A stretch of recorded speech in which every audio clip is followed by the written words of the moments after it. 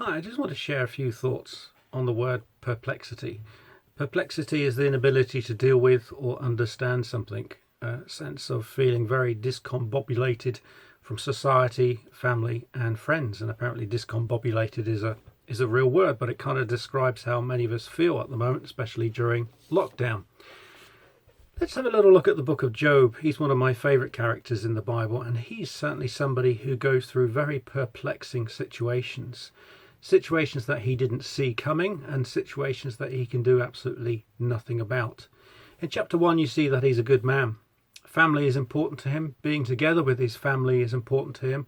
And praying for his family is important for him. And then we see the total destruction of Job's way of life. He loses everything. He loses his family, children, wealth that he has worked hard for and honestly for, and he goes on to lose his health.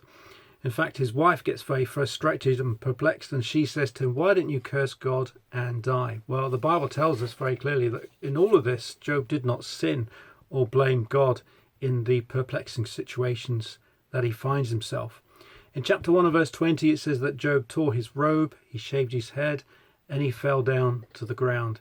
These are all the outward manifestations of somebody going through terrible grief, terrible trauma, and perplexing situations during biblical times. But then it says that Job worshipped God. It's interesting how no matter what came upon Job, he didn't lose his view of who God was. He worshipped God not because he felt like it, but he knew deep down in his heart God was worthy.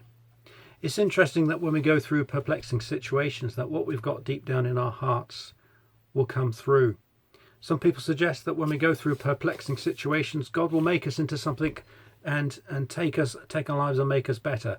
Well, actually, very often when we go through perplexing situations, we just expose the real people of what we are. It gets worse for Job. He loses his health, and it gets to the point where his health is so bad that even his best friends no longer recognize him. Chapter 2 describes how boils and pus is weeping from Job's skin in such a way he becomes so disfigured that his friends are shocked by his very sight. Now Job is in isolation. Interesting, isn't it? No family, no wealth, no health, no respect.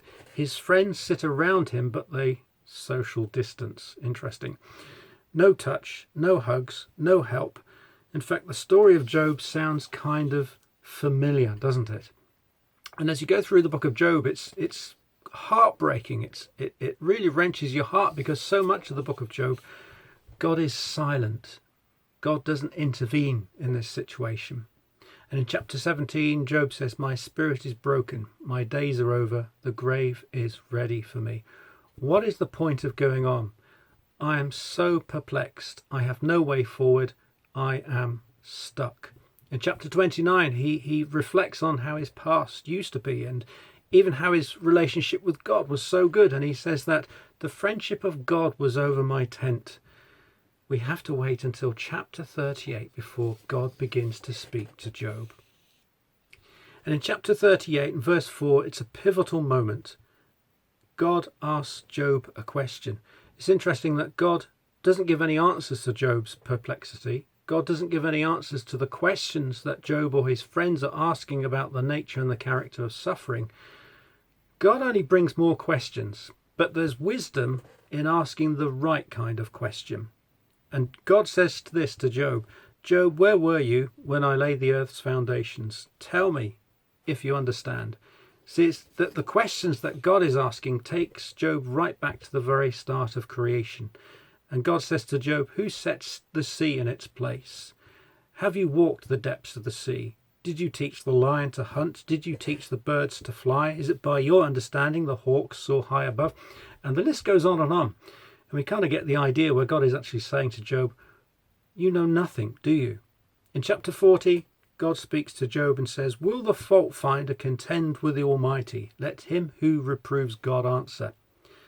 And Job quietly speaks to God and says, "Behold, I am insignificant. What can I reply to you? My hand is on my mouth. I know nothing." And the questions actually take Job into the deeper meaning of the providence and the care of God. Job is skillfully woven into the very fabric of the world and the universe that God has put in order. its purpose and its perspective. In chapter 40, verse 15, God says, "Behold Behemoth, which I made, as well as you." So if God can put things in place in their perfect order, and God knows how to keep these things in order, what can he do for Job? See, it's not what the problem is, it's who God is. And God is asking us, I feel, the same kind of question. What kind of questions are you asking? Because the questions you need to ask is, who is God? How big is God? What has God got in store for you? It's interesting that as Job views this new perspective of who God is, he says, "Now my eyes see you." I see God. My eyes have seen you. Job's situation has not changed, but his perspective of the situation has changed. It's not the way that Job or his friends viewed his problems. It was the way that he viewed God was the problem. I wonder how we are viewing God during this difficult time. Have a look at the book of Job for yourself and see what God is saying about his care and his providence, because that's the way it's always been with God.